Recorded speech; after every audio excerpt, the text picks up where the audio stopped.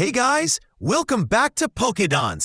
आज हम बात करने वाले हैं पोकेमॉन के एक ऐसे एपिसोड की जहां सब पोकेमॉन अपने ट्रेनर से बिछड़ जाते हैं और सबको लगता है ऐश ने उन्हें छोड़ दिया। Okay then, let's dive into episode 17, Island of the Giant Pokemon। तो पिछले एपिसोड के gyarados वाले हंगामे के बाद ऐश, मिस्टी, ब्रॉक और टीम रॉकेट एक अजीब सी आइलैंड पर जा पहुंचते हैं। सब अपने पोकेमॉन से अलग हो चुके हैं और किसी को समझ नहीं आ रहा क्या हो रहा है। टीम रॉकेट को मिलता है एक फोन बूथ, पर जब कॉल करने जाते हैं तो पता चलता है पॉकेट में ₹1 भी नहीं है। उधर पिकाचू उठता है और देखता है कुछ पोकेबॉन्स पड़े हैं। वो सब पोकेमॉन को बाहर निकालता है। स्क्वर्टल, बल्बासौर और सब एकदम चिल मोड में है। बीच पर रिलैक्स कर रहे हैं जैसे वेकेशन पे आए हो। तभी मियाउथ, कॉफिंग और एकन्स आते हैं और ऐश के पोकेमॉन से टकरा जाते हैं। मियाउथ बोलता है अटैक करो।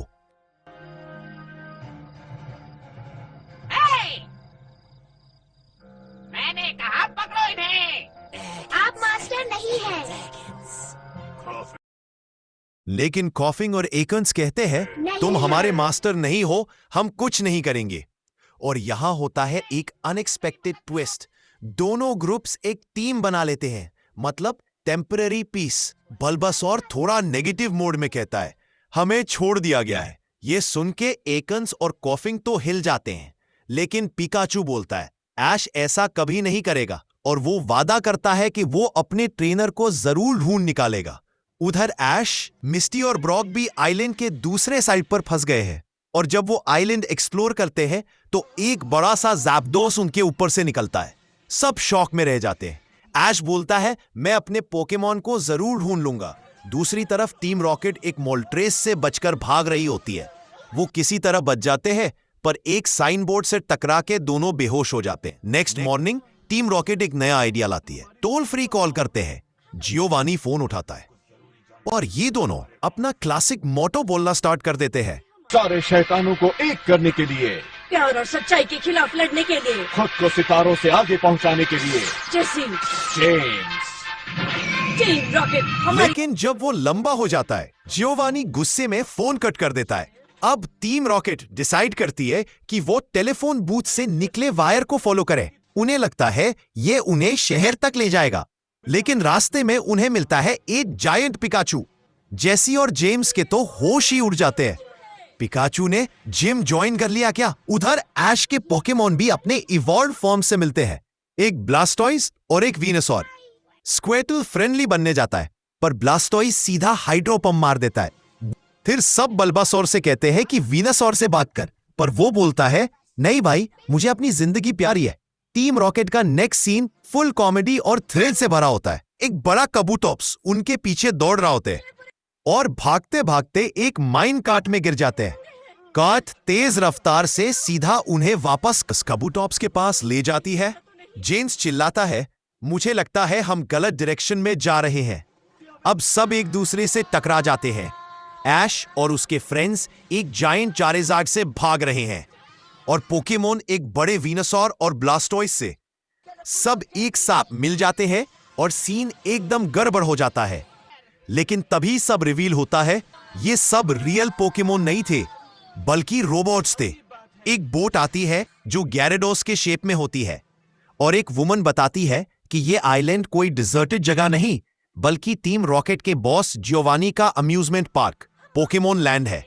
जियोवानी को जब कॉल आता है कि पार्क डिस्ट्रॉय हो गया है, वो गुस्से में चिल्लाता है मैंने इस जगह को बनाने में लाखों खर्च किए हैं। सब कुछ सेटल होने के बाद ऐश और उसके फ्रेंड्स अपना जर्नी कंटिन्यू करते हैं और निकल पड़ते हैं पोर्टा विस्टा की तरफ नए एडवेंचर्स के लिए।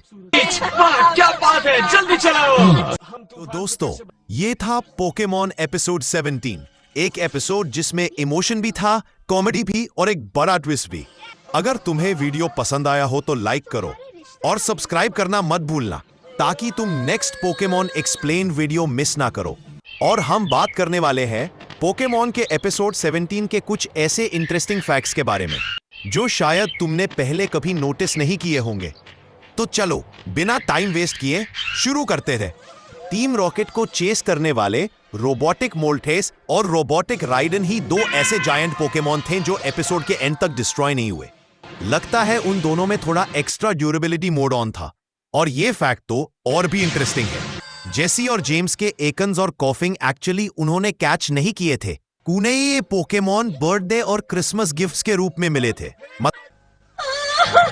पिछले जन्मदिन पर जो पोकेबॉल के साथ एटम्स मिला था वो गायब है। क्रिसमस पर जो पोकेबॉल के साथ कॉफिंग मिला था वो भी लापता है। इस एपिसोड में एक और नई चीज देखी गई। पहली बार पोकेमॉन, पिकाचू और बाकी सब जब आपस में बात कर रहे होते हैं तब स्क्रीन पे सबटाइटल्स दिए गए थे ताकि हम समझ सके उनके बीच की मस्ती भरी बातें। और हाँ, ये पहला एपिसोड था जहां कैरेक्टर्स को थोड़ा ड्रंक दिखाया गया था। पोकेमॉन वर्ल्ड में भी पार्टी सीन्स मिल ही गए। ये थोड़ी देर बाद जब केबल स्नैप होने वाली होती है तब याउथ के व्हाइट पॉज ब्राउन दिखते हैं। जब जेम्स अपनी बैड लक की कहानी सुना रहा होता है तब जेसी के इयररिंग्स और लिपस्टिक दोनों गायब हो जाते हैं। उसके बाद हम हवा में उड़ेंगे।